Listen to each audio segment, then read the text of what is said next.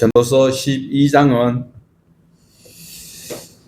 전체를 결론 짓는 결론부입니다. 인생의 허무함과 노년의 고통을 다룬 후에 결국은 모두가 다 하나님 앞에 서야 한다는 교훈을 갈망하도록 만드는 말씀입니다. 인생의 마지막을 직면할 때에 우리는 젊을 때에 하나님을 기억하는 것이 얼마나 소중한가를 말씀하고 있습니다. 하나님을 경외하는 것이 얼마나 소중한가를 말씀하고 있습니다. 하나님의 말씀을 배울 수 있는 그 기회가 얼마나 소중한가를 우리는 깨닫지 못한다면 죽음 이후에 심판이 있다라는 것 꼭 기억하라라고 말씀을 하고 있습니다. 오늘도 전도서는 인생의 허무함 속에서 하나님을 두려워하고 하나님의 계명을 지키는 그것이 인간의 본분이라고 말씀을 하고 있습니다. 12장 1절에서는 이렇게 우리에게 소개를 하고 있습니다. 우리 1절을 같이 보시겠습니다. 너는 청년의 때에 너의 창조주를 기억하라. 그 공고한 날이 이르기 전에 나는 아무 낙이 없다고 할 해를 가깝게 하기 전에. 청년의 때는 얼마나 아름다우면 우리 노랫말에도 28 청춘이라고 이야기할까요? 그러나 잊지 말아야 할 것은 두 가지가 있습니다. 첫 번째로 청년의 때는 영원히 존재하는 것이 아니다. 두 번째로는 너의 창조주를 기억하라. 창조하신 분을 기억하라라고 말씀을 하고 있습니다. 왜냐하면 청년의 때, 건강한 때 같지만 마음대로 할 수 있고 자기가 결정할 수 있을 때 같지만 결국은 어려운 일을 당할 때가 있다. 공고한 때가 있다라고 말씀을 하고 있습니다. 우리 사전에는 형편이나 처지가 딱하고 어려운 상태를 형용사적으로 공고하다라고 말씀하고 있지만 원어로 볼 때에는 악한 것, 고약한 것이 우리에게 도래할 수 있다. 청년이라고 피해가는 것은 아니다라는 것을 우리에게 소개하고 있습니다. 그러므로 하나님께서 내게 주신 젊음이 있을 때 내 신앙의 젊음을 내가 하나님을 찬양할 수 있고 하나님의 일을 할 수 있는 그때에 불평과 불만 속에서 억지로 신앙생활하는 것이 아니라 하나님께서 내게 주신 그 은혜에 감사하며 자발적 신앙을 하나님께서는 기뻐하시고 또 즐거워하는 자들이 모인 그 자리에 두세 사람이 함께한 그곳에 나도 함께하겠다고 하신 주님의 말씀을 우리는 기억하여야 합니다. 두 번째로 지적하고 있는 너의 창조자를 기억하라. 이 말씀은 젊음 속에서 자기 결정권이 있고 자기가 마음대로 할 수 있는 경제력이 있다고 하여서 마음대로 하지 말라라고 말씀을 하고 있습니다. 창조주 하나님을 늘 기억하라라고 말씀을 하고 있습니다. 한 가지 예를 들어보겠습니다. 비가 와서 수해가 나 있는 그 현장 속에 많은 자원봉사자들이 그곳에서 비를 맞고 그게 수해의 복구에 힘쓰고 있을 때에 물론 비가 많이 오면 한여름이라도 추워질 수 있지요. 그때 누군가가 자원봉사자들이 따뜻한 수제비를 가져와서 이거 드시고 하세요 하였을 때에 그 수해 복구하고 있던 자들이 그 수제비를 가져왔는 것을 그냥 마지못해서 시큰둥하게 먹을까요? 아니면 자 우리가 오늘 이 수고하는 현장 속에 우리를 위해서 이렇게 수고해 주신 분을 위해서 우리 박수 한번 합시다. 이라는 그것이 당연한 것일까요? 여러분 청년의 때에 여러분 건강 가지고 있을 때에 여러분이 마음대로 교회 오고 오지 아니하고 결정권을 가지고 있을 그때에 하나님을 생각하면서 하나님을 찬양할 수 있는 그런 신앙을 가지라라고 1절에서 우리에게 경고를 하고 있으며 권면을 하고 있습니다. 2절을 보시겠습니다. 해와 빛과 달과 별들이 어둡기 전에 비 뒤에 구름이 다시 일어나기 전에 그리하라. 어둡기 전이라는 것은 우리의 신앙이 건강으로 인하여서 내 신앙생활이 어두워질 수도 있고 그리고 내 신체적 조건 때문에 자 한번 봅시다. 눈이 어두워지면 잘 못 봅니다. 귀가 어둡다고 합니다. 귀는 듣는 것인데도 우리는 귀가 어둡다라고 통용적으로 사용하고 있는데 귀가 어두워지면 잘 듣지 못합니다. 기회에 있을 때에 하나님의 말씀을 볼 수 있을 때에 눈이 밝을 때에 하나님의 말씀을 들을 수 있는 그때에 우리는 최선을 다하여야 합니다. 어둡기 전에, 침침해지기 전에, 흐리게 되기 전에 성경을 금지하는 마지막 적그리스도의 시기가 오기 전에 우리는 그 세월을 아껴야 합니다. 신앙의 조건이 주어졌을 때 최선을 다할 수 있는 우리 모두가 되셔야 합니다. 창조주 하나님을 기억하는 것 여간 어렵지 않습니다. 눈에 보이는 것이 더 다급하고 눈에 보이는 것이 더 조급하기 때문에 우리는 중요한 것을 놓치기가 쉽습니다. 그러나 하나님의 말씀을 사모하고 하나님의 말씀을 더 가까이 하고 하나님의 말씀을 더 알아채기 위해서 노력하는 것을 하나님께서는 귀중히 여기시고 지혜자 솔로몬을 통하여서 우리에게 권면을 하고 있습니다. 하반절에 비 뒤에 구름이 다시 일어나기 전에 그리하라라고 말하고 있는 의미는 어떤 의미일까요? 인생의 겨울이 오기 전에 그렇게 하라라고 말씀을 하고 있습니다. 계절은 여름이 지나가고 나면 가을이 오고 가을이 가고 나면 겨울이 오고 겨울이 가고 나면 따뜻한 봄이 오지만 인생의 겨울이 닥치고 나면 곧장 낙원이나 음부로 가기가 바쁘다라는 것을 기억하여야 합니다. 인생의 계절은 겨울로 끝이 난다는 사실을 유념하셔야 합니다. 우리 3절에서 4절을 보시겠습니다. 그런 날에 집을 지키는 자들이 들 것이며 힘 있는 자들이 구부러질 것이며 맷돌질하는 자들이 적음으로 그칠 것이며 창돌로 내다보는 자가 어두워질 것이며 길거리 문들이 닫혀질 것이며 맷돌 소리가 적어질 것이며 새의 소리로 말미암아 일어날 것이며 음악하는 여자들은 다 쇠하여질 것이며. 연세가 들면 다양한 경험이 있고 단련을 받았기 때문에 무서운 것이 없고 어떤 것이라도 할 수 있다라고 여기는 사람은 거의 없습니다. 그저 두렵고 조심성이 더 많아지는 것이 연세 든 분들의 신체적 약점 때문에 그럴 수 있는 것입니다. 연세 많은 분들은 조심성이 앞장서는 것입니다. 여기서 떨며 소리는 두려워서 떤다라는 것입니다. 무섭기 때문에 떤다라는 것입니다.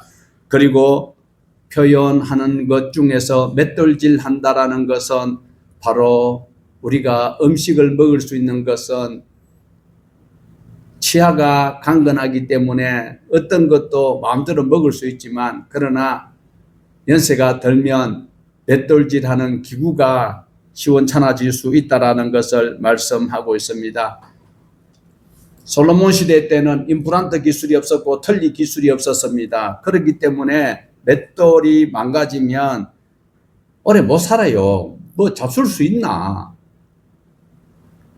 창들로 이 소리가 무엇입니까? 창은 바로 우리 눈을 상징하고 있는데 눈이 어두워질 수 있다라는 것을 말씀하고 있습니다. 요즘은 눈이 침침하면 안과 가가지고 백내장 수술하고 다초점으로 또 수술도 할 수 있지만 그거 안 되면 돋보기를 끼워서 불편한 부분을 얼마든지 교정을 할 수 있습니다. 귀도 잘 안 들립니다. 고함을 질러야 들릴지 말지 한 의사소통이 잘 되지 않는다라는 것을 말씀하고 있습니다. 젊은 사람들은 맷돌 기능이 우수하기 때문에 어떤 것 먹어도 다 소화를 시킬 수 있도록, 그런데 연세 많은 분들은 맷돌질이 약하기 때문에 소화도 잘 안 되고 먹는 것도 상당히 고민을 하면서 드셔야 하기 때문에 단백질과 무기질과 탄수화물이 부족하여서 영양 균형이 어그러질 수도 있다라는 겁니다. 젊은 사람들은 머리만 대면 잠을 잡니다. 옆에 탱크가 지나가도 잠을 자지만 연세 많은 분들은 옆에서 뽀시락거리는 소리만 나도 새 울음소리도 깬다라는 것이 너무나도 실감 날 수 있습니다. 오늘도 우리는 분명히 알아야 될 것은 저 4절 하반절에 음악하는 여자들이 다 쇠하여질 것이며 연세 들면은요, 자기는 바른 음을 낸다고 내는데도 한 옥타브가 낮고 그렇게 될 수밖에 없다라는 것을 솔로몬이 경험을 하고 이야기를 하고 있습니다. 우리 5절을 보시겠습니다. 또한 그런 자들은 높은 곳을 두려워할 것이며 길에서는 놀랄 것이며 살구나무가 꽃이 필 것이며 메뚜기도 짐이 될 것이며 정욕이 그치리니 이는 사람이 자기의 영원한 집으로 돌아가고 조문객들이 거리로 왕래하게 됨이니라. 연세가 들면 계단만 봐도 무섭습니다. 그래도 노인복지가 잘 되어서 지하철 가면 엘리베이터가 다 있어서 그나마 다행이기는 하지만 연세가 들면 계단을 높은 곳을 보면 무서울 수밖에 없다라는 것 솔로몬이 아직까지 이렇게 안 살아봤는데도 알고 있다라는 것은 하나님의 은혜가 작동한 것으로 사료가 됩니다. 그리고 길에서 놀랄 것이며 예를 들어서 우리가 저 타 지역에 어떤 모임이 있어서 우리 다 같이 갑시다 하면 젊은 사람들은 콧구멍에 바람 쉰다고 좋아하지만 연세 많은 분들은 아이고 갔다 오면 몸살 난다. 그래 먼 길을 겁을 낼 수밖에 없는 신체적 약점이 그 사람만의 약점이 아니라 한계가 있다라는 것을 말씀을 하고 있습니다. 여기서 웃기는 표현은 살구나무가 꽃이 핀다. 연세가 들면 살구꽃이 피게 되어 있어요. 하얀 꽃이 피고 염색을 해야 되는 것이 우리 인생의 한계인 것입니다. 뿐만 아니라 작은 메뚜기도 짐이 된다라고 말씀하고 있어요. 그러니까 메뚜기도 짐이 된다라는 것은 그만큼 기력이 쇠하다라는 것을 표현하고 있습니다. 그렇다고 허무주의로 빠지지 않는 소리가 아니고 그것이 인생의 계급장이고 그것이 당연하다라는 것을 솔로몬 우리에게 위로를 주고 있습니다. 오늘 또 나이 드신 분들은 성경책 또한 무겁다라고 여기서 솔로몬이 말하는 것은 그것이 아니에요. 하나님의 말씀을 나이가 많든 적든 그 말씀을 대할 수 있는 그 시간이 적어진다라는 것이 무겁게 여긴다라는 거예요. 하나님의 말씀을 두렵고 떨림으로 보는 것이 아니고 그 말씀 보는 것 자체가 자기에게는 버겁고 불필요하게 여긴다라는 그것을 이렇게 우리는 적용할 수 있으면 훨씬 더 은혜로울 것 같아요. 지금은 스마트폰에 다 어플이 있어서 스마트폰 가지고도 찬양도 부르고 성경도 보고 다 하잖아요. 그런데 굳이 이 두꺼운 성경을 1754페이지나 되는 걸 그걸 무겁다고 표현하는 것이 아니라 하나님의 말씀을 대할 수 있는 그 시간을 무겁게 여겨질 수밖에 없다. 왜요? 눈은 침침하지요. 잘 안 들리지요. 삭신이 불편한데 그러니까 성경을 펴놓고 읽기가 용이하지 않다라는 것을 역설적으로 우리는 엿볼 수가 있다라는 것입니다. 왜 그럴까요? 나이가 들면 그럴 수밖에 없다라는 것을 5절 끝에 이야기를 하고 있어요. 슬픈 일이기도 하지만 당연한 일인 것입니다. 우리 끝에 5절 하반절에 한번 보실까요? 자기의 영원한 집으로 돌아가고 조문객들이 거리로 왕래하게 됩니다.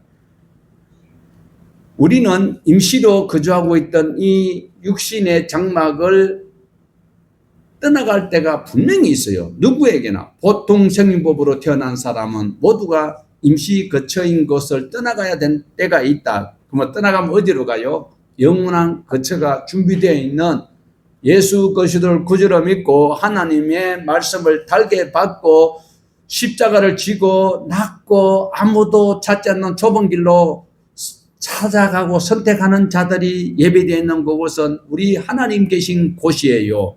그러나 자기 거처도 불명확한데 이 땅에서 임시 장막에서 화려하게 치장을 하고 있다면 제일 불쌍한 사람이 아닐 수 없습니다. 자, 우리 하반절 끝에 다시 한번 더 볼까요? 조문객들이 거리로 왕래하게 됨이니라. 물론 장례가 발생하면 조문 오고 문상객이 올 수 있는 것이 당연한 것입니다. 그렇지만 솔로몬이 표현하고 있는 이때에는 사람이 돌아가시면 별세를 하면 이때는 울어주는 호상분이 따로 있어요. 직업적으로. 그러니까 아이고 저 집에 어떤 어른이 지금 생명이 위독하다 그러면 이 조문객이 아니에요. 저 사람은 호상꾼들이에요. 호객꾼들이에요.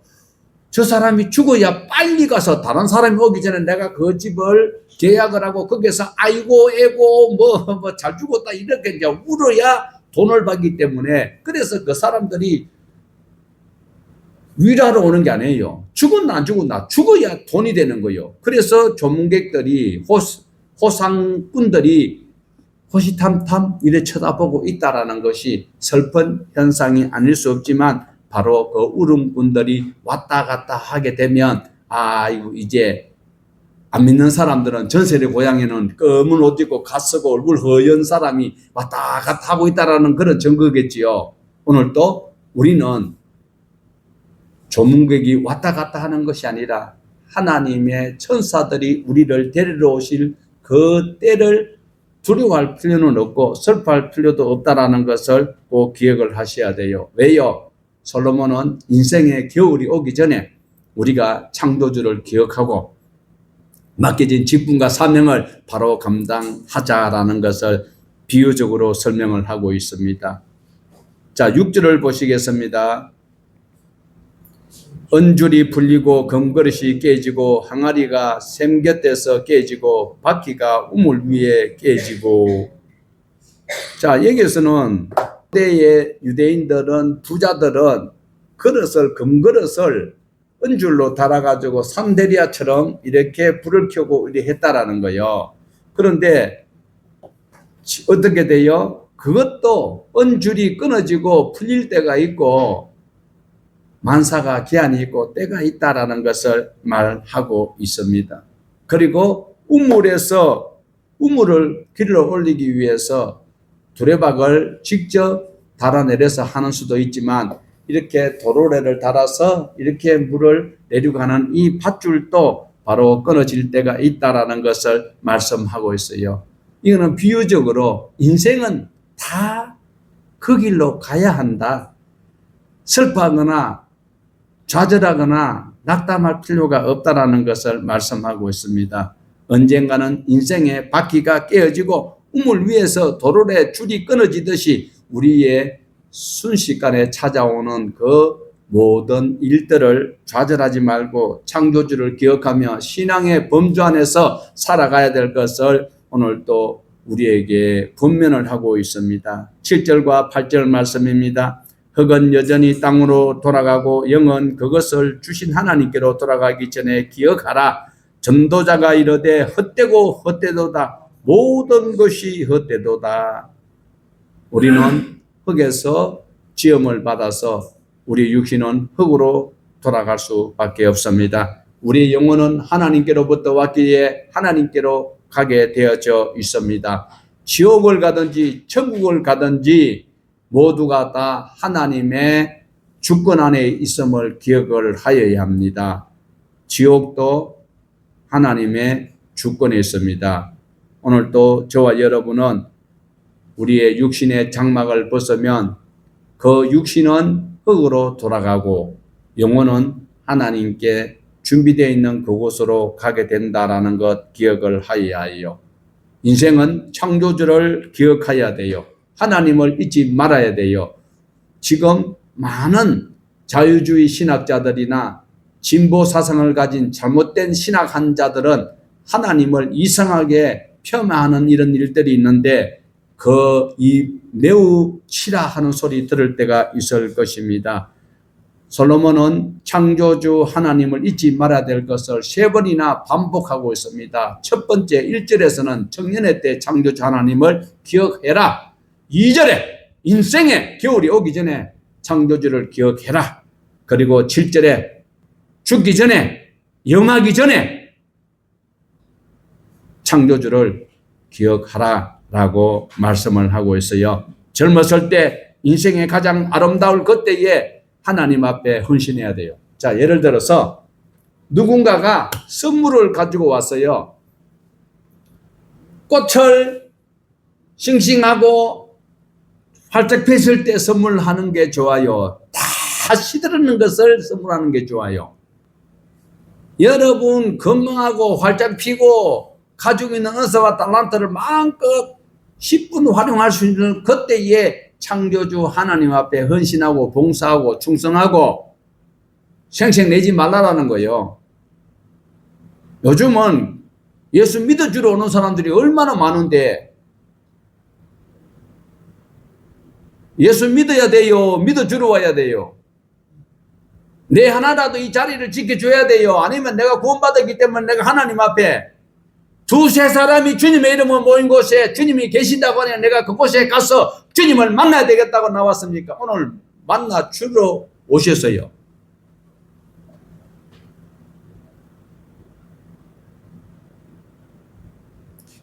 많은 사람들은 젊을 때 마음껏 놀고 그 다음에 늙어서 경험 삼아서 일한다.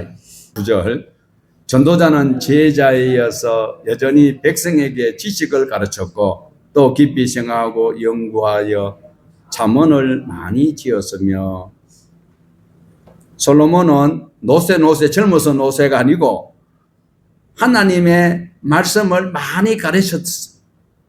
오늘날은 말씀을 가르치는 것 상관없어요. 교회 와가지고 1시간 하나님 앞에 자기가 왔을 때 하나님의 종을 통하여 준비되어 있는 나에게 필요한 위로의 말씀을 얼마나 서비스하는가, 그런 교회를 찾아다니고 있는 거예요.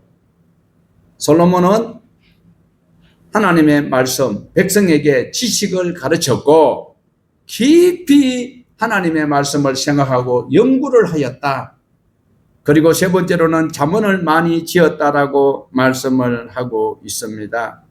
오늘도 우리는 열왕기 4장에 보면, 열왕기상 4장에 보면 잠언을 3천이나 지었다라고, 그러니까 하나님 앞에 은혜를 받았던 것을 뭐 부신긴처럼 내 삶이 뭐 슬프고 고달프고 뭐 이가 빠지고 그런 소리가 중요한 것이 아니고, 하나님께서 나를 얼마나 사랑하셨으면 수많은 선지자들을 보냈고 그 선지자들을 다 죽여버렸고 아들을 보내면 대접해 줄 줄 알았다면 아들까지 십자가에 못 박아 죽여버리는 이런 시대에 구주 예수 그리스도를 구주로 믿을 수 있도록 나에게 해주신 그런 은혜를 다른 사람에게 가르치는 이런 새로운 잠언은 우리가 얼마든지 신앙적 적용과 그리고 교훈을 할 수 있다라는 거예요.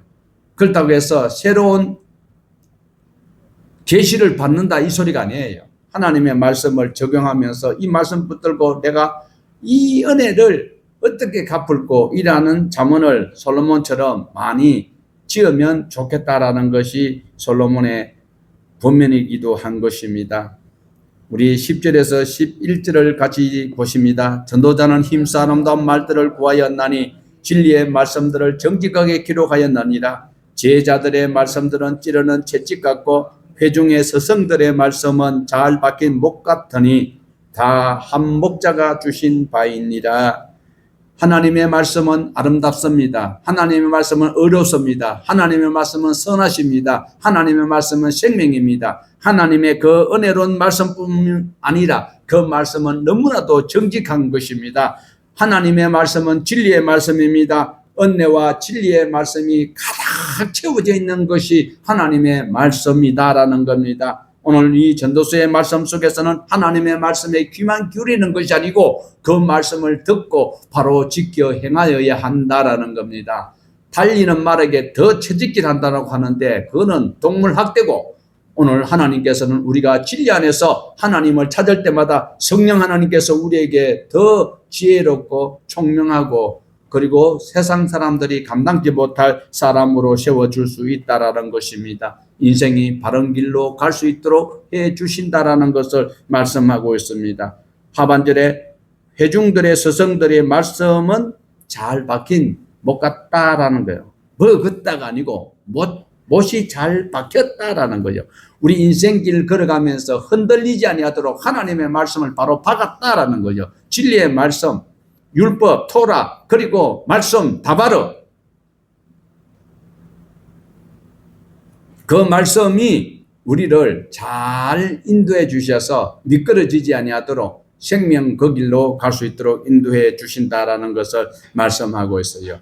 자, 같이 보십시다. 내 아들아, 또 이것들로부터 경계를 받아라. 많은 책들을 지은 것은 끝이 없고 많이 공부하는 것은 몸을 피곤하게 하느니라.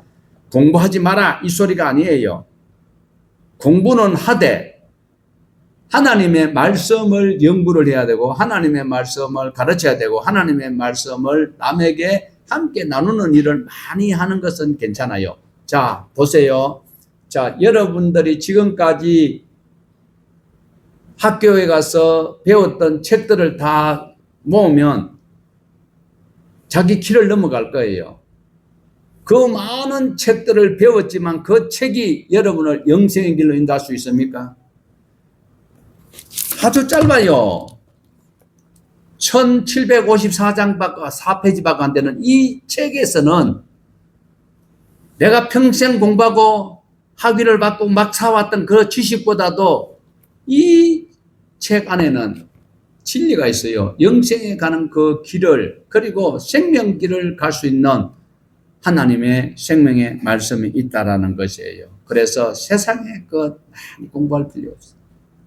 목회자가 되기 위해서는 공부를 많이 해야 되는 거 사실이에요. 그런데 더욱 중요한 것은 성경을 많이 봐야 되는데 성경을 가르쳐 주는 데는 없고 성경에 관한 책은 엄청 많아서 성경에 관한 책을 공부를 하고 학위를 받고 그리고 와서는 지식인체 하고 있다. 하나님은 솔로몬을 통해서 책을 짓는 것이 끝이 없고 많이 공부하는 것은 몸에 피곤하다. 유익이 별로 없다라는 거예요. 물론 세상 공부를 많이 하면 먹고 사는 그 일에는 도움이 될 수 있어요. 하지만은 영생에는 지장이 있다. 왜?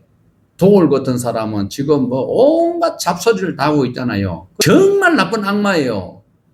절대로요, 교회 다니는 사람이라고 이래 친하게 지내면 안 돼요. 도울이 어머니가 권사라고 하는데 권사 아들을 그거 낳으시면 악마를 낳는 거예요.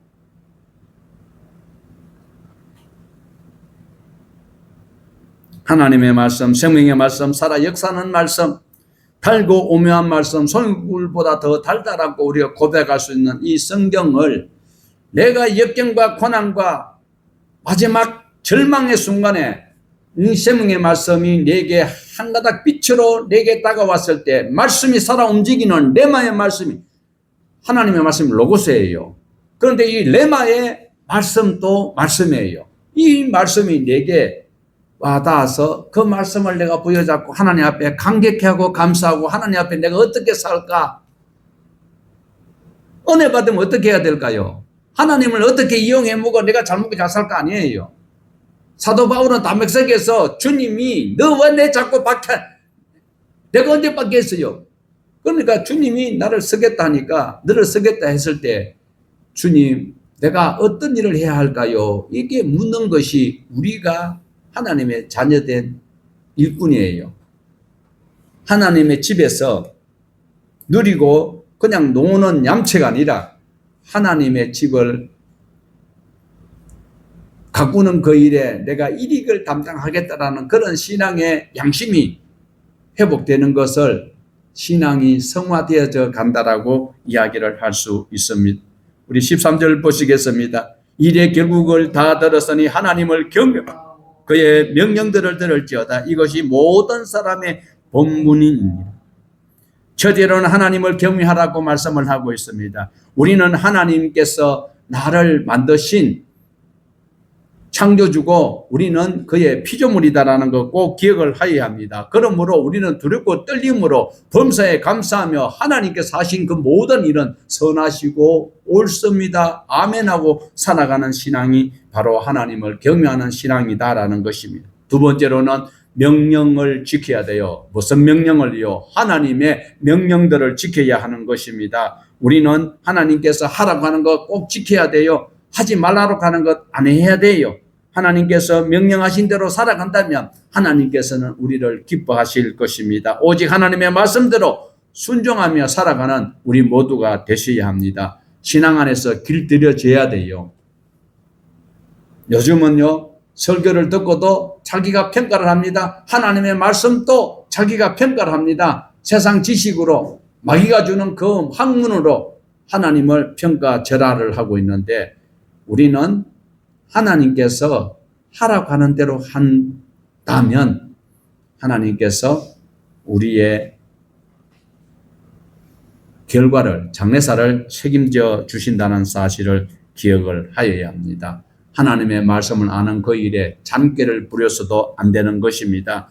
다른 수를 써서 천국 가려고 새치기 했어도 안 된다라는 겁니다. 오직 하나님의 말씀대로 순수하게 그 복음을 아멘으로 생명의 양식으로 맛없는 딱딱한 무교병 같아도 생명을 보존할 수 있는 하나님이 주신 말씀이라면 생명의 떡으로 수용할 수 있는 모두가 되십시다.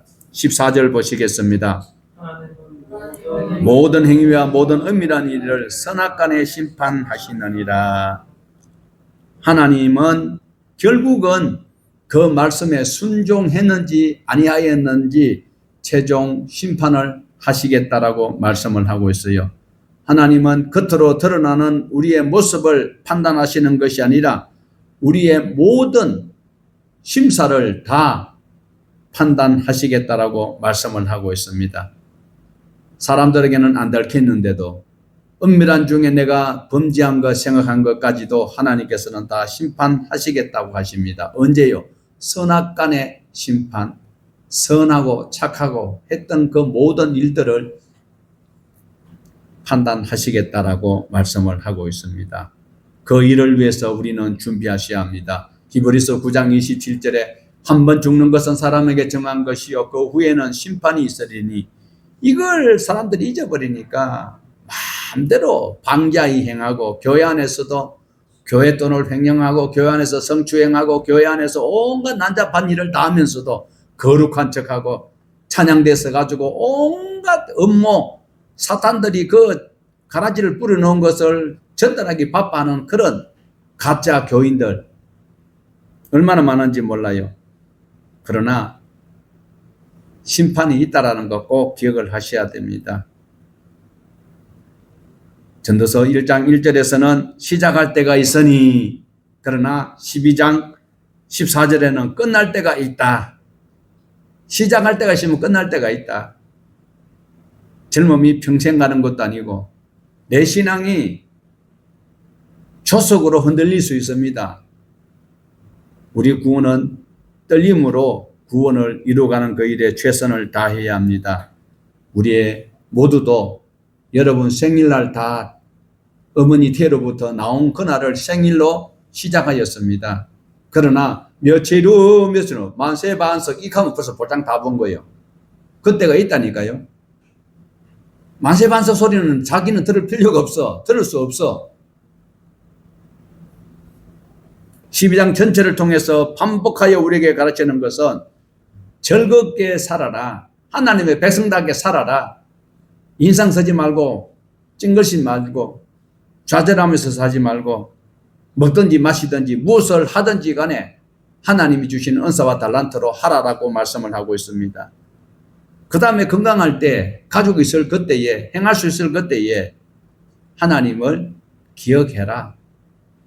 만든 분이 계시고 결과에 대해서 선악간에 판단하시는 분이 계신다라는 것. 그리고 항상 하나님을 경외해야 한다. 불언간의 심판은 모두 개개인에게도 있다는 사실을 기억하여야 합니다. 두렵고 떨리는 심령으로 그날을 대하면서 하나님의 말씀 한 절 한 절 생각날 때마다 내 속에 계신 성령님이 감동 주실 때에 거절하지 말고 그 말씀을 다시 내 마음에 생명 양식, 생명줄로 그리고 하나님의 기뻐하시는 일꾼으로 우리는 각오할 때에 성령님께서 도와주셔서 성리하게 해 주신다라는 우리의 삶 속에 환경적으로 기후적으로 여러 가지 열악한 조건 가운데 있지만 하루하루 주님 안에서 주님을 의지할 때에 주님께서 생명 그 길로, 의의 그 길로, 바른 길로 인도해 주신 그 삶에 순종하고 그 지시를 따르고 순종하여 하나님을 높일 수 있는 우리 모두가 되시기를 주님의 이름으로 축복합니다.